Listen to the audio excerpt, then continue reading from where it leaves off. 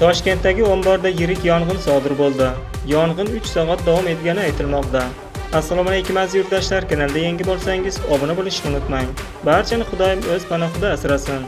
Bugun 2-iyul kuni Toshkentning Uchtepa tumanida joylashgan ishlab chiqarish korxonasining omborxonasida yong'in sodir bo'lgan. Bu haqda Favqulodda vaziyatlar boshqarmasi ma'lum qildi. Qayd etilishicha, yong'in tungi soat 02:47 da Toshkent shahar Uchtepa tumani Toshkent xalqaro avtomobil yo'lining ko'chasida joylashgan qandolat ishlab chiqarish korxonasining omborida yuz bergan. Shunga ko'ra, yong'in qutqaruv ekipajlari soat 02:56 da yetib borib, soat 03:49 da yong'in qurshab olingan. Yong'in soat 5:22 da o'chirilgan. Hodisa oqibatida tan jarohat olganlar yo'qligi ma'lum qilindi. Biroq hodisa ortidan yetkazilgan zarar miqdori aniqlanmagan. Sizlarga bugun yetkazmoqchi bo'lgan xabarlarimiz shundan iborat edi. Salomat bo'ling. Bizni kuzatishda davom eting.